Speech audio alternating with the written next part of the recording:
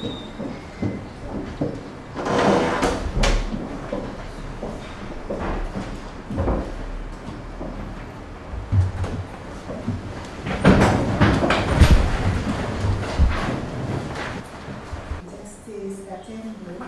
not sit in this bench because we will be appearing. Precisely. Is that the one you it is not the first time, and it is in order to avoid waste of judicial time. I've appeared in this court when I have failed to alert the court that I shall be appearing at, only to find my brother in the opposite. The matter does not and cannot obviously proceed. I think it's a practice that should be. Well, he seems to have known there was a bench before which he didn't want a particular judge to sit in. That is incorrect, Your Lordship. It's a letter alerting the registry that I am in this matter, so ensure that the bench doesn't. I have not in any manner, I didn't, and I have no way of knowing that.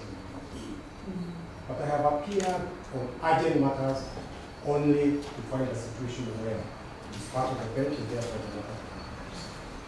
I was not saying remove, I was just alerting the court I am in this matter, so ensure my brother is in the You're asking for an adjournment? Yes, we're asking for an adjournment. My plan was not comfortable with the bench. This bench, all of it? Because it is perceived to have arisen out of Okay, but we are assuring you that if they had nothing, this bench was there even before the rest. That's okay. So yes, the court could not the otherwise yes, satisfaction and the assurance it has been given. That's okay.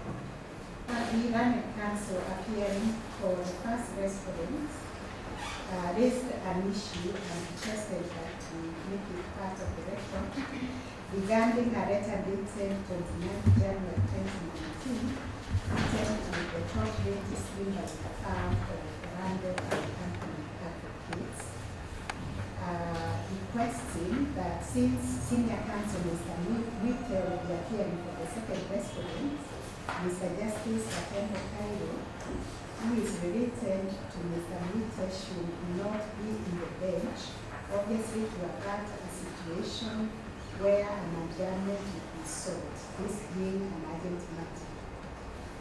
Mr. Adi, however, upon assurance by the bench and also by Senior Counsel that this was just an innocent letter, confirms that he has no issue with the composition of the bench and is ready to proceed, and therefore the matter will proceed.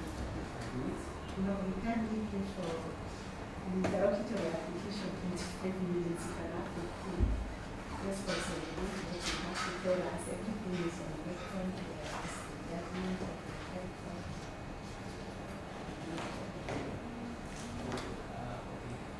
See that once the 15 have expired, you grant me an extra for the minutes. Yes, it's now 10, almost 10, 3 minutes to 10. So, Yes. before I commence my submissions, I want to confirm that you have on record the applicant's submissions. So,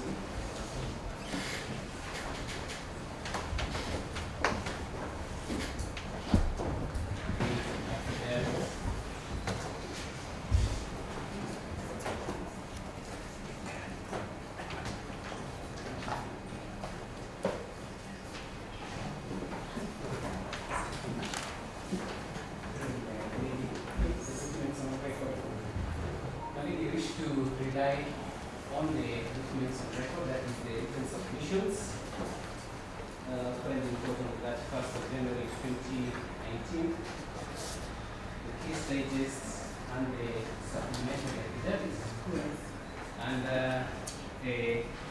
notice of motion filed on the 5th of December 2018.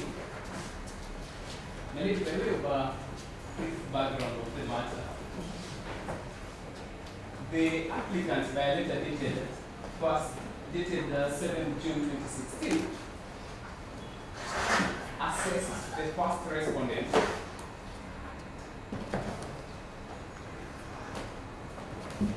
and issued a tax demand demand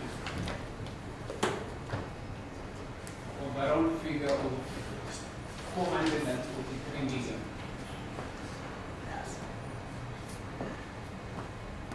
Which was later revised downwards to 378 million, which is around a figure,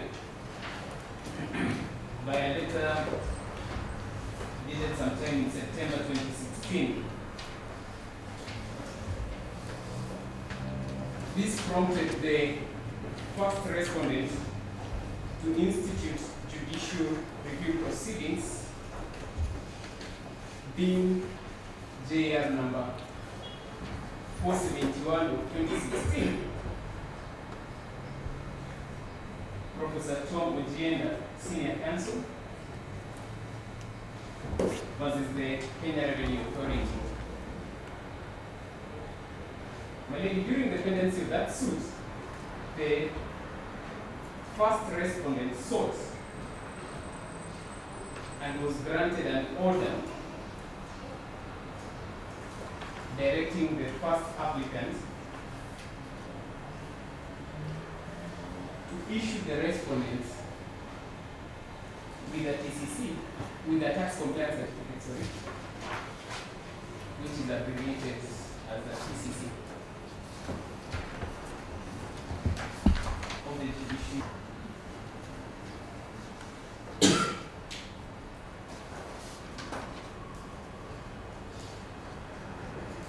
Those comments are at page 96 of the notice of motion in the applicant's notice of motion. My lady, after the hearing of that matter, the court faulted the procedure by the applicant hearing, but held, and rightly so, that it could not determine the first respondent's tax liability.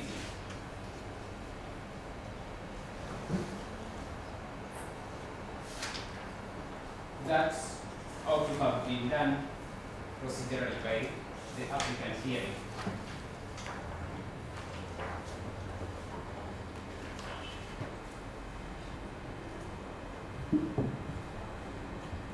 Yes. My lady, wish to state That that. is, the court cannot determine the tax liability. Yes, by Kenya, yes, and that should be done procedurally.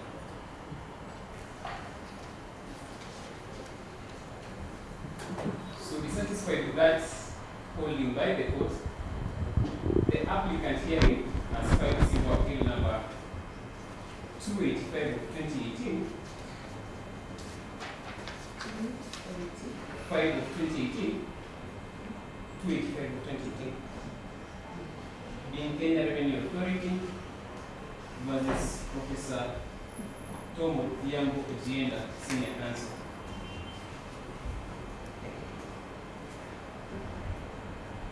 That is yet to be heard and determined. The first respondent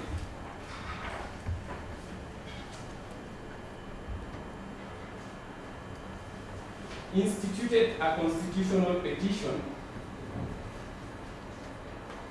being petition number 377 of 2018, Professor Tom Ojienda versus Kenya Revenue Authority, and two others, in which an order was issued on 2nd November 2018, restraining the applicant from undertaking any tax investigations or questioning the first respondent on his tax affairs for the period 2009 to 2016.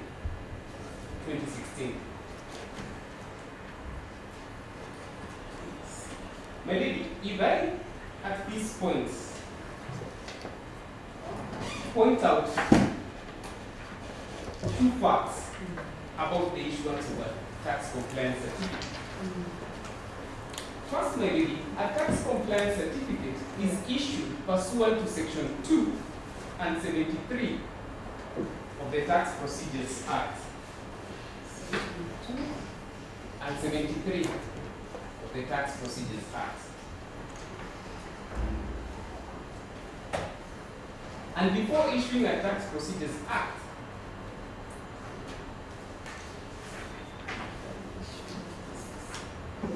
the commissioner has to satisfy himself that a person has no tax liability.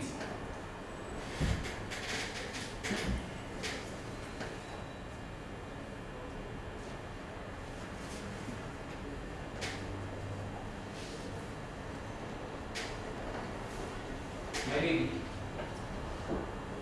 for the commissioner to determine the tax liability of an individual, it is a cumulative affair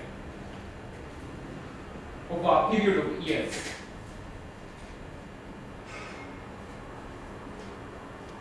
In fact, the Act recommends 5 years.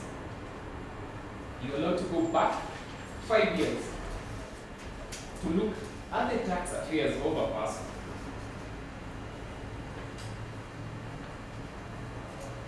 So that as it stands, and as per the order of 2nd November 2018, the commissioner cannot interrogate the first respondent's tax affairs, so that he is in a precarious position when it comes to the issuance of a tax compliance certificate. Because there is an order of a competent court barring the commissioner from interrogating the first respondent's tax affairs. My ladies and my lord, then going back to the facts of this case, the applicant subsequently filed another petition, being petition number 418 of 2018,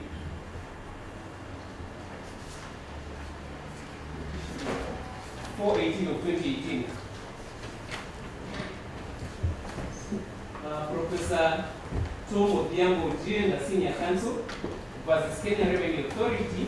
That is actually the first respondent. Yes, the first respondent filed petition number 418 of 2018, being the first respondent versus Kenya Revenue Authority. Professor Tom Ojienda versus Kenya Revenue Authority and the Law Society. This is the suit that gives rise to this application.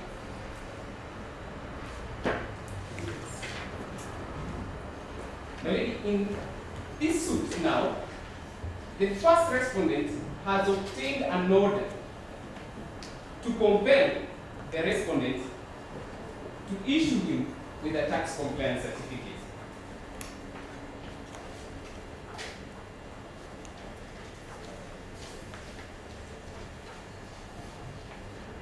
My lady will submit, this is a textbook example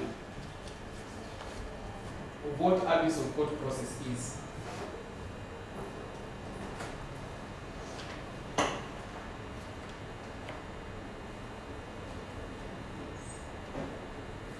Now, my lord, my lady and my lord, if we go back to the principles for grant of a conservatory order, they are well enunciated in the cases that are cited in our case digests, being Stanley Kangeti Kinyanchui versus Tony Getara and 5 others. They are all in the case digest. One has to have an arguable case. Secondly, the appeal will be rendered nugatory if the orders are not granted. And lastly, and this is a new introduction since the Constitution 2010, the public interest must also weigh in.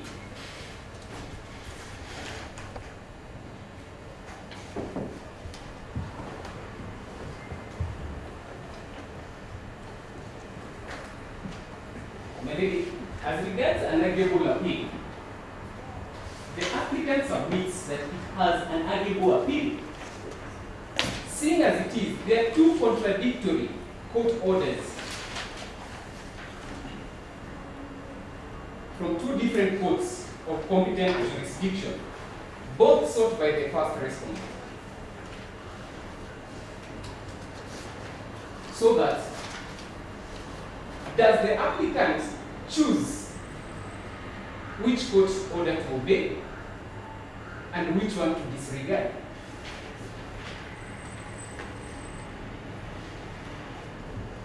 And my lady, as we speak, the first respondent has instituted contempt proceedings against the applicant in Petition 418 of 2018.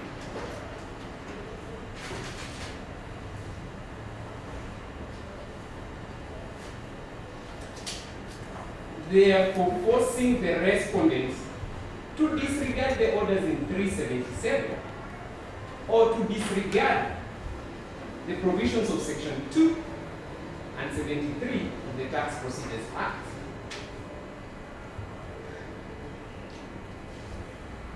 I think that is not only unfair, but it is also dishonest and an abuse of the court process.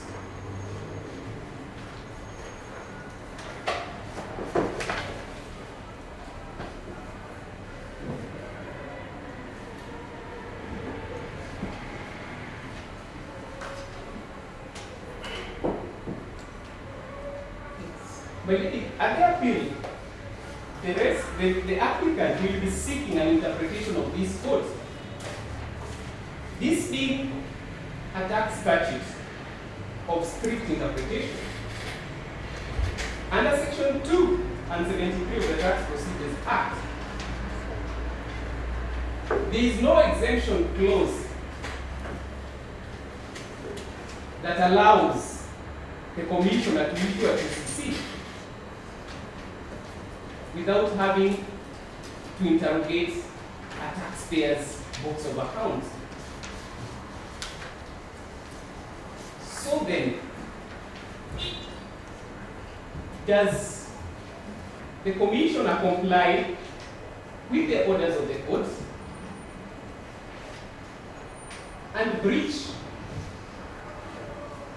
the provisions of the Constitution, specifically from 27, 209, and 210, 201, BI, all which provides in matters of tax obligation, we are all at par. And here comes one taxpayer who wants to be exempt from all these provisions.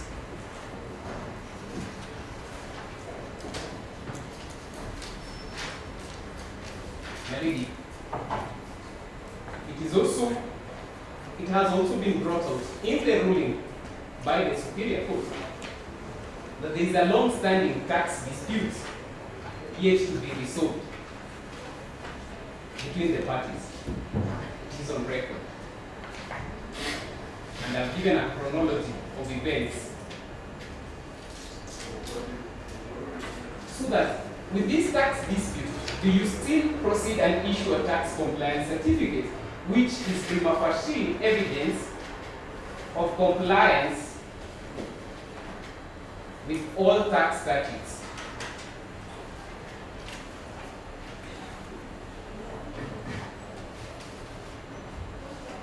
It will be argued that the tax compliance can be withdrawn. Please remember, you need to look at the clock.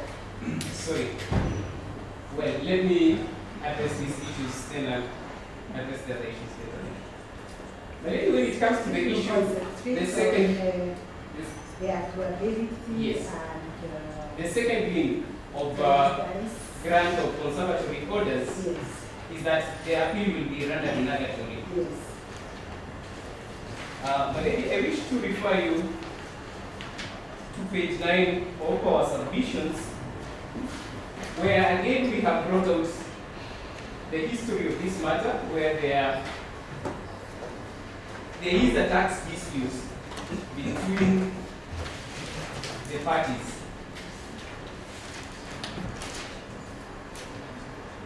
At page 9 and Why 10. has it not been resolved?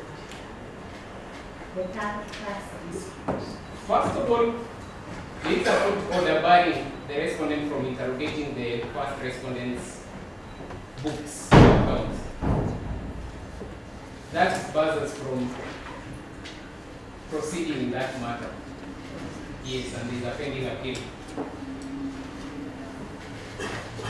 Further, my lady,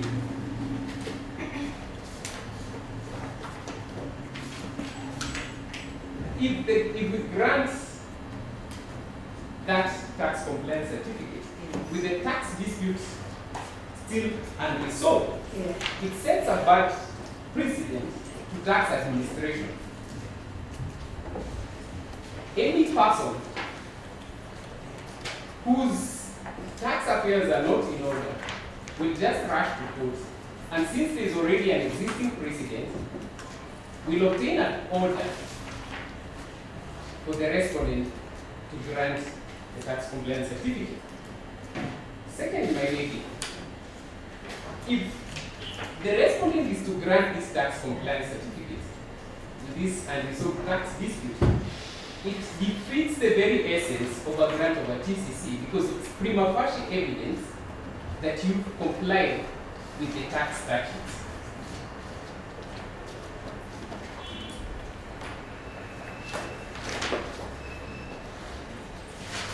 That, my lady,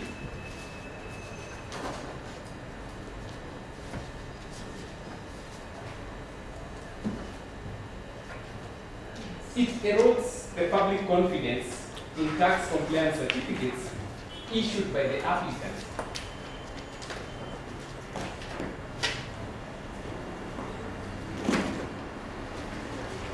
And lastly, my lady, Article 27 of the Constitution provides that all persons are equal before the law. Should the respondent then exempt the first respondent simply because he is running for a judicial office, what message are we passing to the rest of the taxpayers? Lady, in conclusion, when you look at the public interest in this matter, it tilts in favor of compliance with the law. All what the respondent needs to do is submit himself to the provisions of Section 2 and 73 of the Tax Procedures Act, and he'll be granted a tax compliance certificate. There is a mechanism in the Act. If he is dissatisfied with the Commissioner's decision, Section 51 of the Tax Procedures Act provides for a mechanism which the first respondent can use to ventilate any issues that matter. We therefore urge that this court grants a conservatory orders in this matter.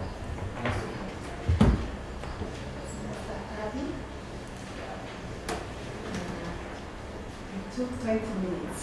Is it 20? Yes. Well, I will do it next, if not 20. My ladies and gentlemen, My brother on the left is keeping time and he's very strict. I'm the only black English one now, so don't worry about time. My ladies and lords, this motion is opposed in terms of the client affidavit filed by the first respondent. The affidavit is sworn on the 18th of January 2020. An application for stay of execution. The order sought to be stayed is an order of the High Court made on the 4th of December 2018. It is imperative that we interrogate what the order of 4th December directed. This order is instructed in the supplementary affidavit filed by the applicant this morning. The first element of the order directed the applicant to issue the first respondent with a tax compliance certificate by the 6th of December 2018.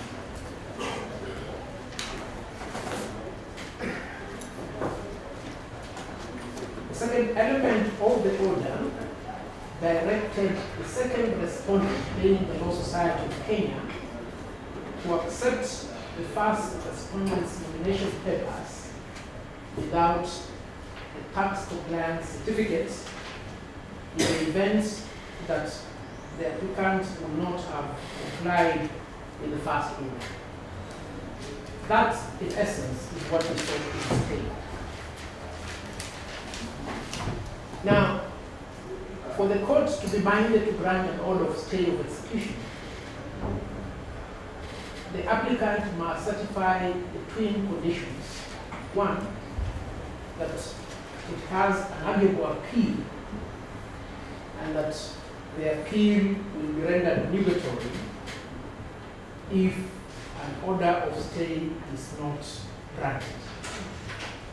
For us to demonstrate that there is no arguable appeal in the first instance, we just need to examine what was the case of the first respondent before the High Court.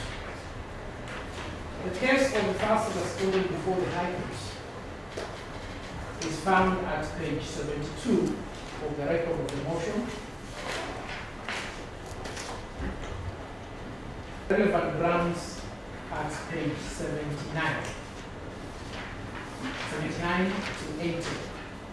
In a nutshell, the first respondent required a tax compliance certificate to enable him to submit his nomination papers for election.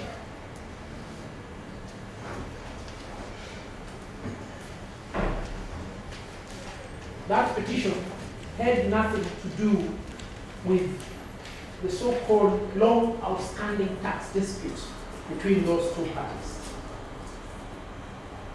And I say so because, as regards the judgment of Justice Odunga made on 11th May 2018, there is a pending appeal. No order of stay of execution has been sought or obtained in that appeal. So we put aside that case, it's of no relevance here.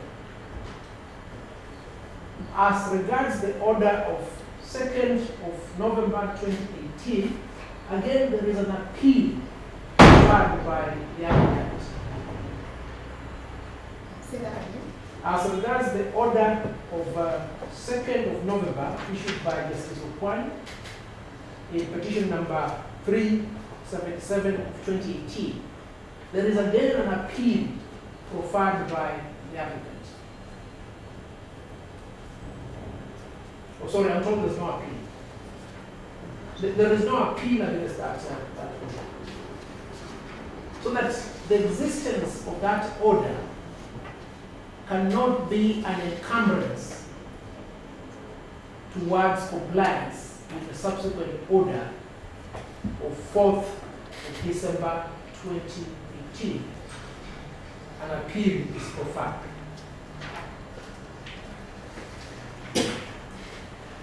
Back to page 80 of the record of the motion. By the time the first respondent made this request before the High Court, he had tax compliance certificates for the period 2011 up to 2017. A total of 7 years. You have certificates for which years? From 2011 to 2017. So that it is properly contextualized this matter. This is not a tax dispute as we speak right now. This is a question as to whether the first respondent should be allowed to run for election of LSK male member representative in the JSC. The rest are just but sideshows. Now, let's see how the learned judge of the High Court arrived at her determination. And you will find this at page 223 of the record of the motion. And I'll commence reading at paragraph 10, at page 223. And this is what the Honorable Judge of the High Court said. It is not disputed the tax compliance certificate sought through the instant petition is one of the requirements of the said nomination. That is paragraph 10 at page 223. Paragraph 10. Yes, there are numbers that 8 in the Now, as paragraph 8 and 99. So we go to paragraph 10. Oh, sorry, I was looking at the 10th line, sorry. For the 10th line. Yes, 10th line on paragraph 38. 10th line.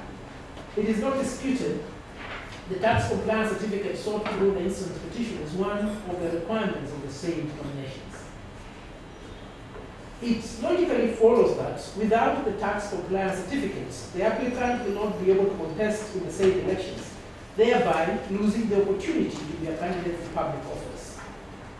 And then the judge proceeded to balance the interest vis-a-vis the challenge posed by the applicant. At paragraph 39, still at page 223, is stated thus: I find that the first respondent will still be at liberty to recall or cancel the tax compliance certificate issued to the applicant in the event that the instant petition is unsuccessful.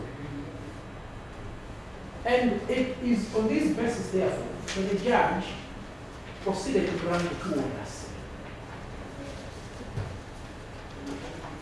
Now, the lamentation put by my learned colleague as to the arguability of the appeal is this: that they are confronted with two conflicting orders of the High Court. There are no two conflicting orders of the High Court. In fact, the orders are complementary. His second belief as to why he espouses an arguable case is that compliance with the order of 4 will entail contravening the constitutional requirements to treat everybody with equality on matters tax. Nothing can be far from the truth. Compliance with the court order is indeed compliance with the Constitution. I say so with a lot of strength because under Article 10 of the Constitution, anybody enforcing, interpreting the Constitution or making a decision is guided by the principles of good governance made therein. And the hallmark of good governance is compliance with good orders.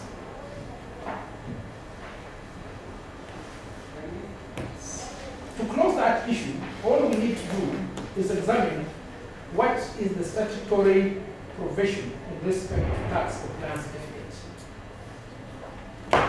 My ladies and gentlemen, I've provided an extract of the relevant statute, Tax Procedures Act, number 29 of 2015. And the issue of the tax compliance certificate is provided for under section 72. And it's imperative that we interrogate this with precision because of a misinterpretation by my colleague. 72 subsection 2 reads, the tax commissioner may issue a tax compliance certificate which shall be valid for the period specified in the certificate upon the applicant fulfilling conditions the commissioner may impose. And then of paramount importance is subsection 3. The tax commissioner may revoke a tax compliance certificate issued under subsection 2 if the commissioner finds that the person has failed to honor a demand for tax issued by the commissioner or has violated provision of the tax law. Now therein lies the answer. In the judgment given by Justice Odunga on 11th May 2018, the erroneous tax query was quashed. So there is no tax query. In the decision made by Justice Okwan on the 2nd of November 2018, the applicant was not precluded from doing any tax inquiry. He was only prohibited from arresting, harassing, or intimidating the first respondent.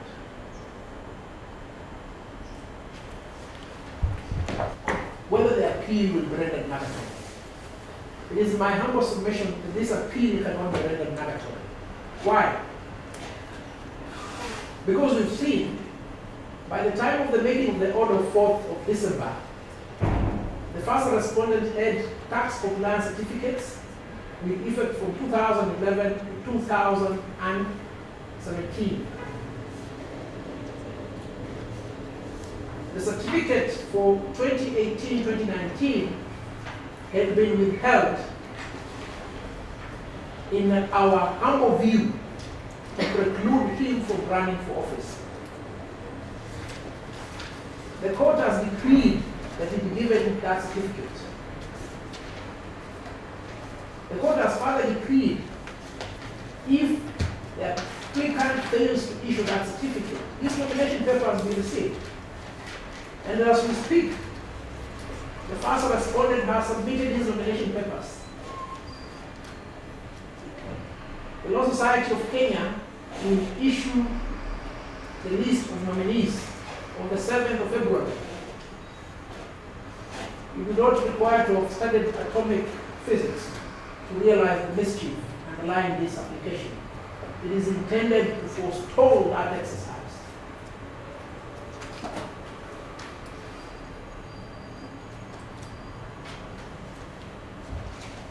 And the applicant cannot say that it is in the immediate period of an application for content, because it can go to the court that made the order of 4th and explain all these things that he seeks to explain before you now.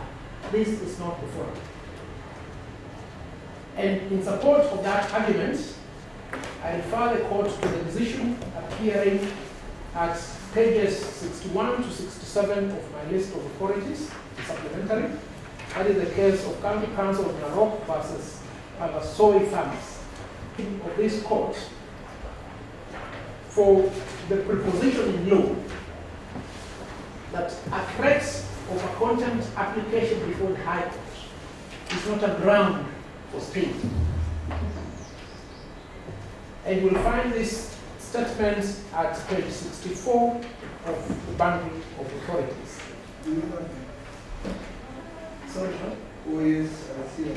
Yeah. Page 64, my lord.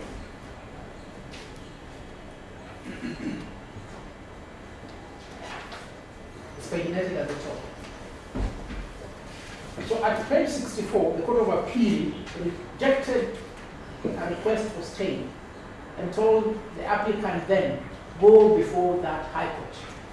Tell the court the incapacity you suffer of running the court order, because it will not render the appeal legal. The second decision is the one appearing at pages 68 to 73. I suffer the misfortune of having been with the applicants. You will find the relevant holding at page 72. At page 72 is the relevant holding. And the ratio decidendi emanating from this case is this, that the court will not give stay if the harm complained of is immutable. And the danger complained of by the applicant here is this, that we will have issued a tax compliance certificate. But we've seen under the statute, you can they call that certificate. So it is not a harm that is immutable. The flip side of it will be if you grant the order of stay, then of necessity, the first respondent will have been barred from running for election. And that is the mischief that must prevail in the horizon of the court's eye. It is the mischief that must ring in your ear as you consider this application. There is no tax dispute here. It is the JSC elections. Lastly, I refer your lordships and my ladies to the authority appearing at page 74 to page 91, the case of Dr. Fred Matiang'i and Dr. Miguna. We argued this case before this court about a year before, where a similar request was made. And the Court of Appeal determined the issue at page 88. And because this is of significant importance, permit me to read it as I close. When court issues orders, they do not do so as suggestions or pleas to the person at whom they are directed. Court orders issued ex cathedra are compulsive, peremptory, and expressly binding. It is not for any party, be he high or low, weak or mighty, and quite regardless of his status or standing in the society, to decide whether or not to obey, to choose which to obey and which to ignore, or to negotiate the manner of his compliance. That is what Kenya Revenue Authority is saying, that because I'm a state agency, I should be given preferential treatment when it comes to court order. KRA is seeking to negotiate terms of compliance with the order 4th of December. My Lord and my ladies, you must deprecate this action. I humbly beseech you to dismiss this application with an order for costs.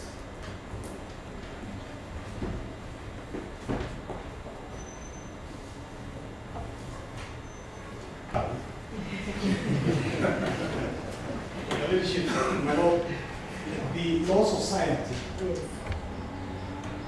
was enjoined by the petitioner in the lower court as an interested party.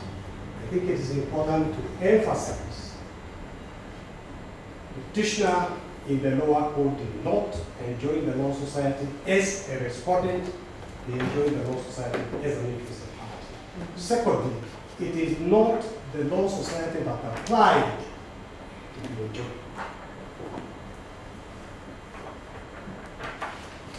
This is a 5-2B application by the first respondent, KRA. And really, the issue of taxation is one between KRA and, of course, the first respondent, Prof Tom Ojienda. Having been enjoined, we have a right to be heard in this 5-2B application. No, we haven't.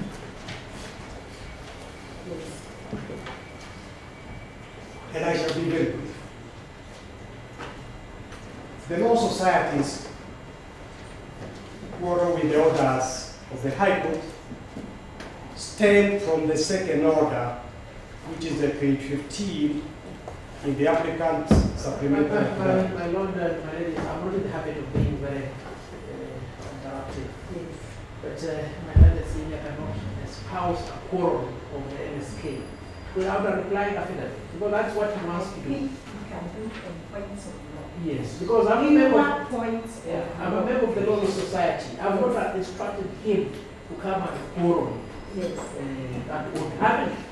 So he cannot constitute himself a Law Society. There's no affidavit by the society. Yes, I think senior counsel, you restrict yourself to pure points of law. May I also clarify that the Law Societies Yes. through our elected council. Yeah, let's not go there. Yes. Let's just deal with the points of law. The point of law I'm raising Yes. is order number 2 of the lower court, where the lower court is annexed to the supplementary thing. Very thin. Document.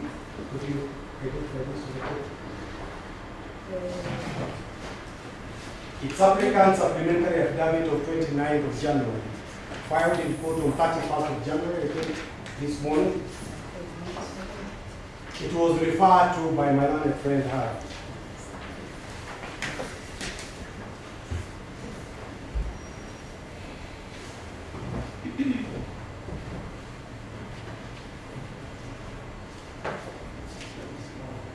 Very small, very thin. It directs the court say that the mandatory order being is hereby issued compelling the second respondent, that is the Law Society, Council of the Law Society, to accept the nomination of the petitioner.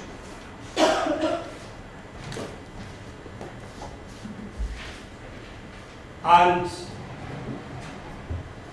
further on, without tax compliance certificate for the year 2018-2019.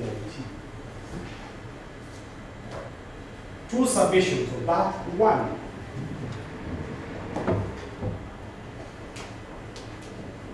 the Law Society is deprived by this order from evaluating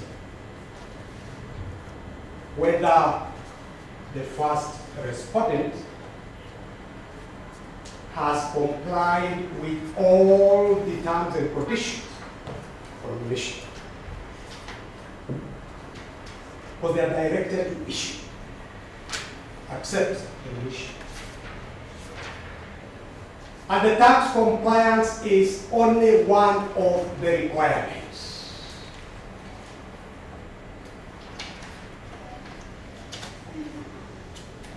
Thirdly, the Law Society should be able to give equal treatment to all the applicants for the nomination.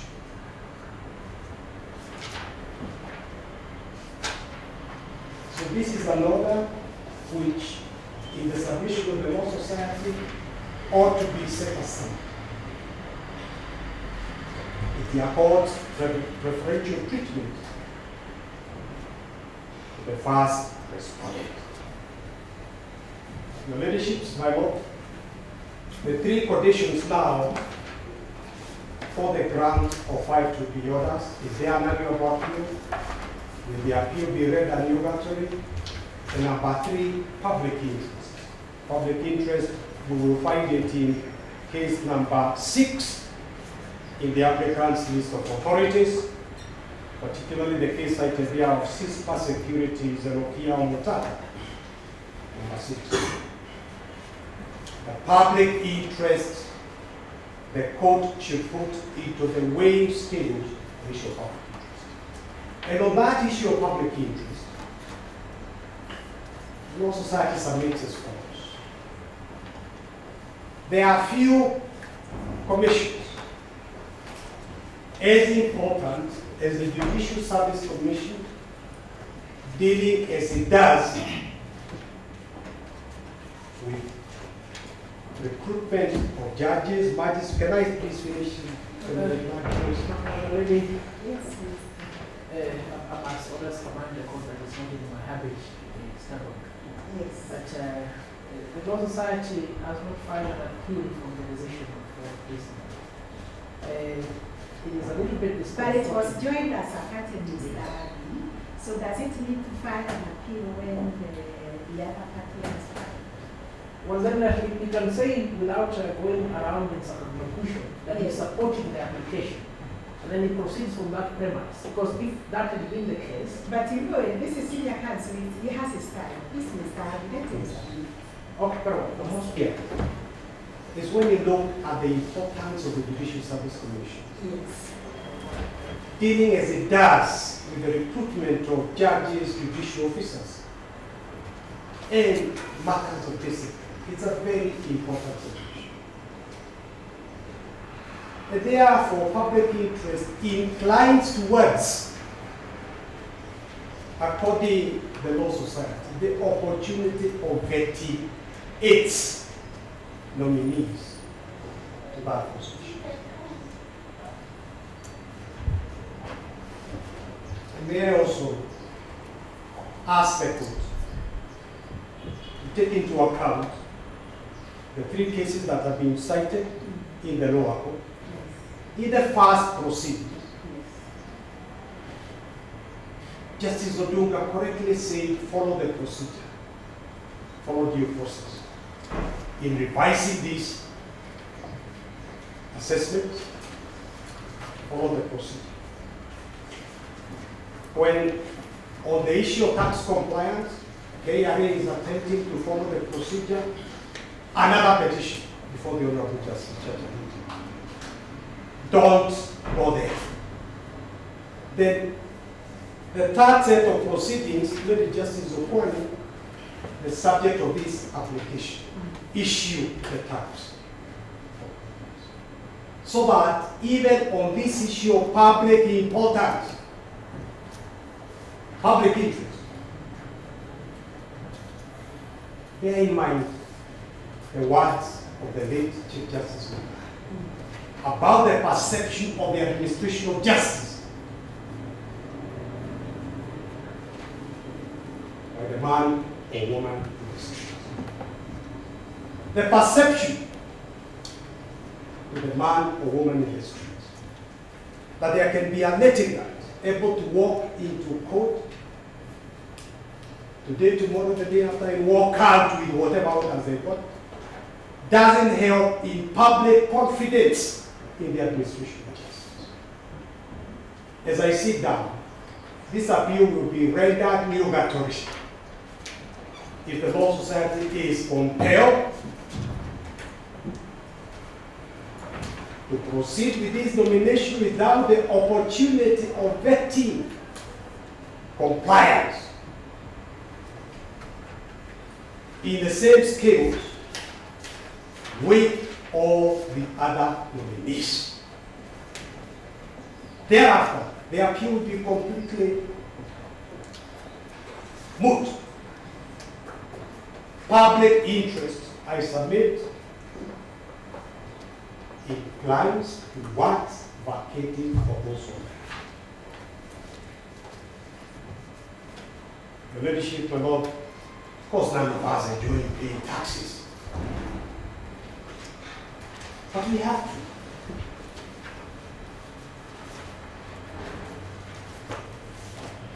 Let the Law Society have a free hand in evaluating each of the nominations. Certainly that can only be done if the orders, the said orders are referred to, issued on the 4th of December 2018 are still there. I thank you.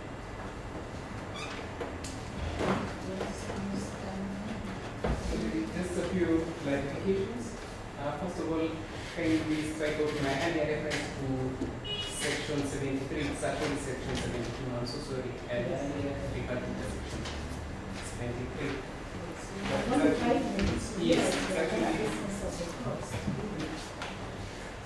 Let me first point out, all KRA is seeking is that the first respondents follows due process in obtaining the tax compliance certificate, and we agree with them that section 72.2 precedes section 72.3 of the Tax Procedures Act, in the sense that the first respondent is emphasizing on the ability to retract the tax compliance certificate.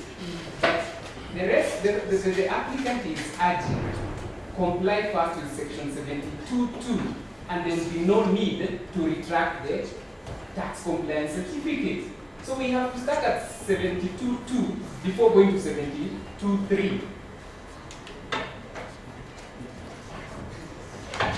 Secondly, the lady you've been told that the orders issued by Justice Muite and the orders issued by maybe Justice Okwani are complementary. Nothing can be further from the truth. The orders by Justice Muite are at page 229 and 230 of the notice of motion. And if you may allow me to read, just so that point is it. Well, the applicant is totally barred from questioning or interrogating any tax question for the period 2009 and 2016. And for you to grant a tax compliance certificate, I stated earlier, it rolls over the years. It's just like a bank loan. Whatever is the closing balance at the end of the previous years is carried forward to the next year.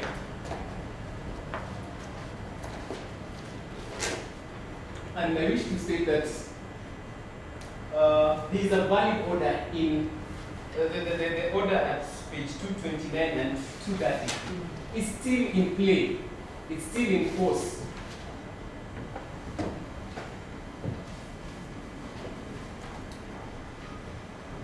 And then lastly, you have been told that the only reason why we have refused to grant this PCC is because of the JSC elections at play.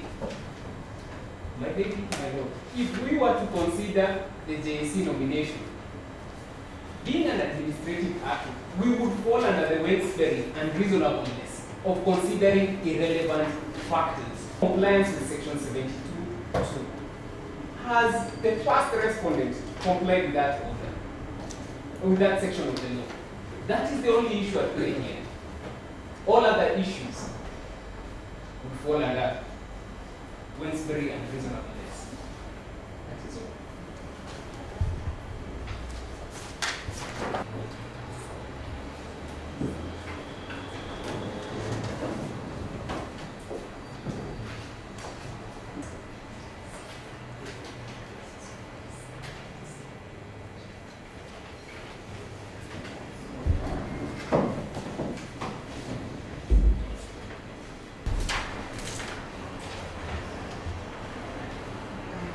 If we are confirmed, Yes.